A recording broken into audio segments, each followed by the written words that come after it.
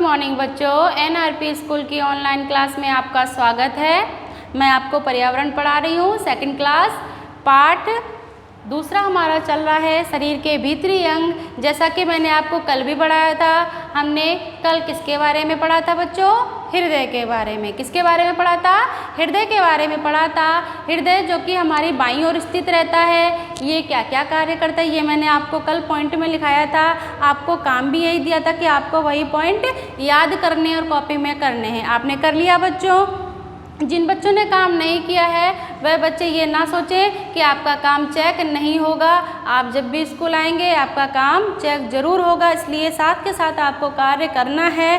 अब आप मुझे बताइए, जिनके पास अभी किताब नहीं है वो कैसे पढ़ रहे हैं? नहीं पढ़ पा रहे हैं ना, इसलिए बच्चों किताबें ज़रूर से ज़रूर लें ताकि आप निरंतर पढ़ाई से जुड़े रहें। चलिए तो अब हम आगे पढ़ते हैं। आज इसी पाठ का हमारा भीतरी अंग है कौन सा?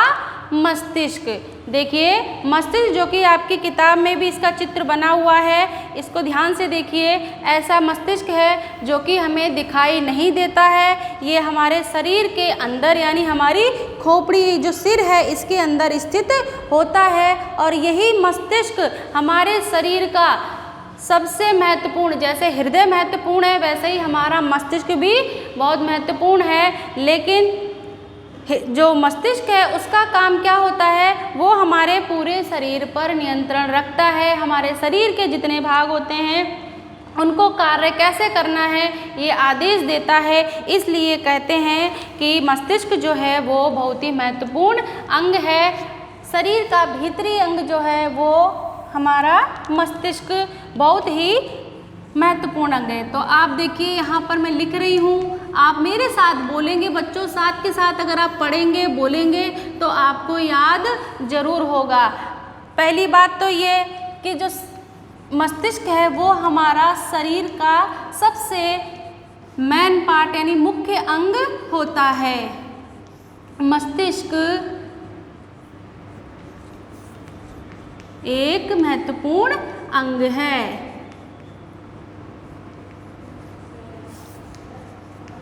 महत्वपूर्ण अंग है, ठीक है। अब ये काम क्या करता है बच्चों? मस्तिष्क जो है वो सोचने समझने का कार्य करता है। इसको मैं लिख रही हूं ताकि आप याद भी कर सकें। मस्तिष्क सोचने समझने का कार्य करता है, ठीक है बच्चों। फिर इसके और क्या काम है? ज्ञानेंद्रियों पर नियंत्रण रखना। ज्ञानेंद्रियां कौन सी होती है बच्चों? आपको पता है, पहले भी आपको पिछली क्लास में ही बताया था। ज्ञानेंद्रियां हमारी 5 ज्ञानेंद्रियां होती हैं जो कि हमारे शरीर में अपना कार्य करती हैं। जैसे आँख का कार्य क्या है? देखना, कान का सुनना, नाक का सूंघना, जीभ का स्वाद का पता लगाना और हमारी त्वचा जो कि अनुभव और महसूस करती है। तो ये सब कार्य वो कब करती है? जब उसे मस्तिष्क का आदेश मिलता है। तो हम कह सकते हैं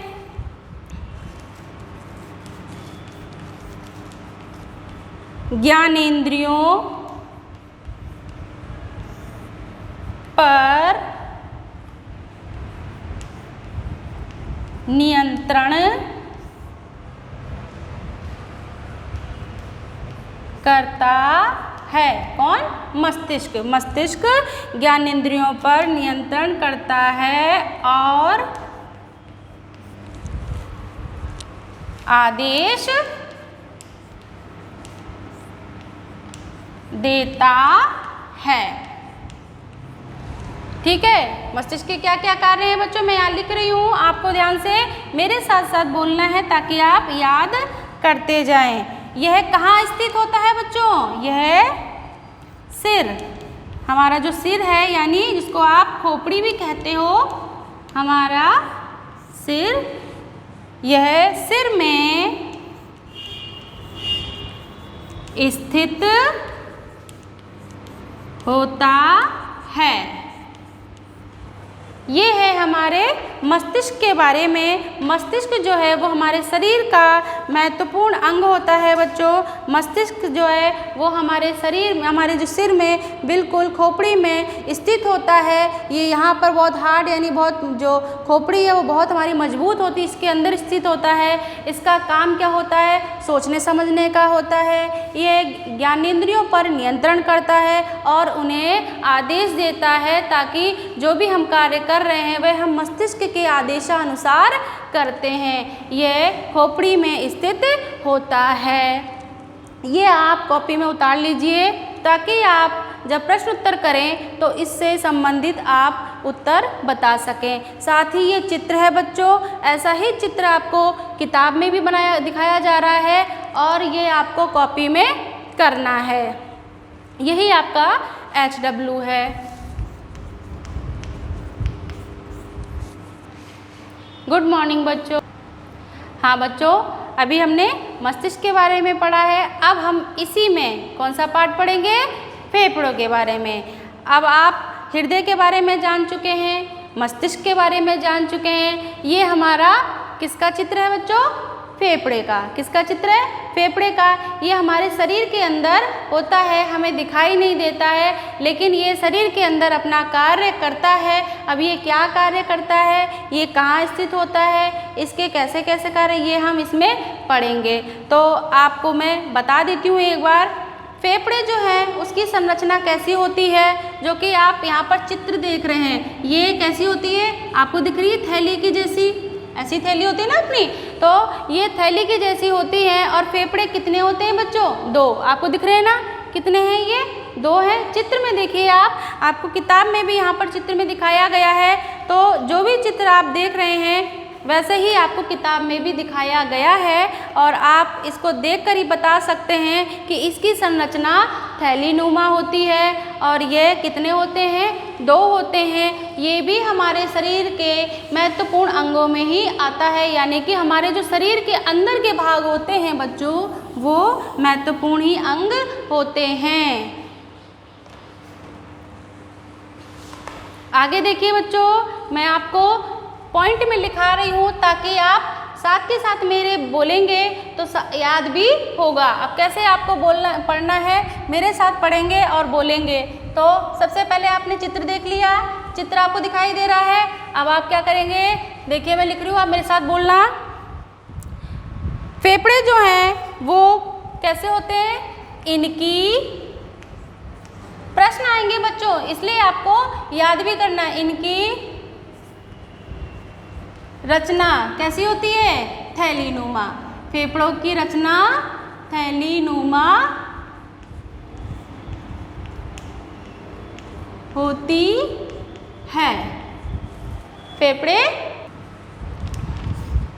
हाँ। अब हमारे शरीर में फेफड़े कितने होते हैं बच्चों? 2। आपको चित्र में दिखाई दे रहे हैं ना? तो फेफड़े कितने होते हैं?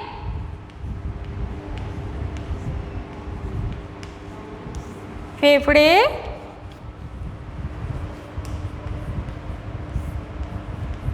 शरीर में 2 होते हैं। फेफड़े कितने होते हैं बच्चों? हमारे 2 होते हैं। फिर तीसरा पॉइंट देखो, फेफड़ों में क्या होता है बच्चों?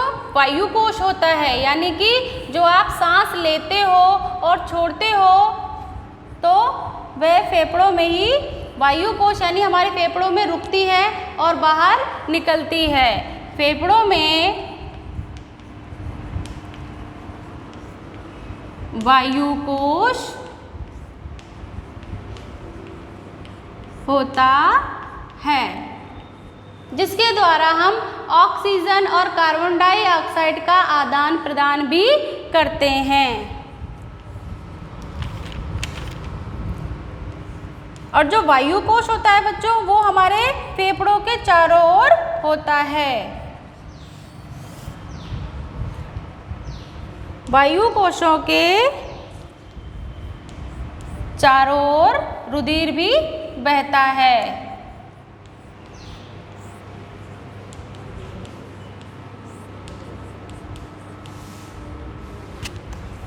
जैसा कि आप चित्र में देख रहे हैं बच्चों, किताब में देखिए लाल लाल दिख रहे हैं ना ये फेफड़े। ये लाल क्यों दिख रहे हैं बच्चों? क्योंकि इनके चारों ओर क्या होता है? रुधिर यानी रक्त होता है। जाल होता है। देखो बच्चों, अभी मैंने आपको ये चौथा पॉइंट लिखाया था, इसको पूरा नहीं लिखा है, पूरा देखो दोबारा मैं पढ़ रही हूँ। वायु कोशों के चारों ओर रुधिर कोशिकाओं का जाल होता है। जैसा कि हमारे चारों ओर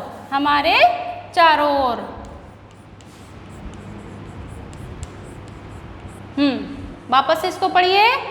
वायु कोशों के चारों ओर, जैसा कि आपने फेफड़े का चित्र देखा है, फेफड़े कैसे दिख रहे हैं? हमारे लाल दिख रहे हैं ना। तो ये चारों ओर से रुधिर कोशिकाओं के जाल से बना होता है, जो कि हमारे ऑक्सीजन को आदान प्रदान करते हैं।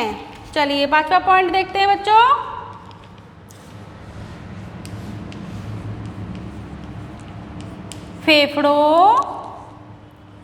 फेफड़ों से ही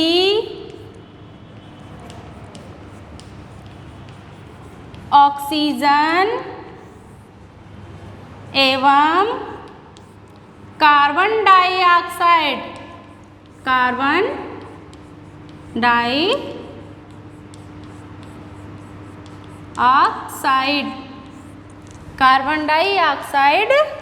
का आदान प्रदान होता है। कार्बन डाइऑक्साइड गैसों का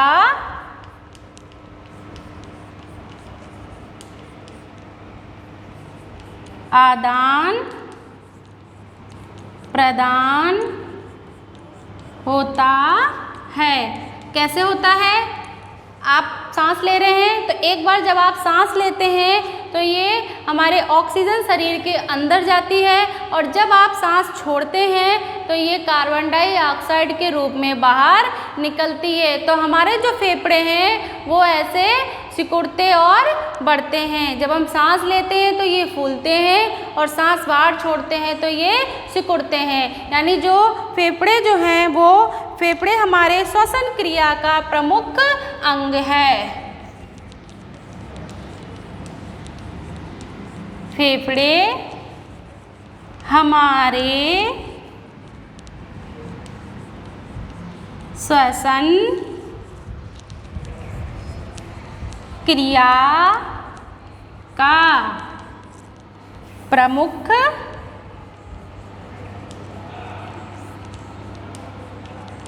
अंग है। यानी कि बच्चों बिल्कुल सीधी बात यह है कि जो फेफड़े हैं वो हमारे शरीर के श्वसन क्रिया में बहुत ही प्रमुख अंग है। इसकी संरचना थैलीनुमा होती है। फेफड़े शरीर में कितने होते हैं? 2 होते हैं। हमारे शरीर में फेफड़े 2 होते हैं। फेफड़ों में वायु कोश होता है, यानी कि जो हम सांस लेते हैं, जो ऑक्सीजन लेते हैं वो यहाँ वायु कोश यानी यहाँ पर रुकती है, इकट्ठी होती है। और हमारे वायु कोशों के चारों ओर रुधिर यानी रक्त की कोशिकाओं का जाल होता है। जैसा कि आप चित्र में देख रहे हैं, फेफड़ों से ही ऑक्सीजन एवं कार्बन डाइऑक्साइड यानी गैसों का आदान प्रदान होता है, सांस लेना और सांस छोड़ना। फेफड़े हमारे श्वसन क्रिया का प्रमुख अंग है।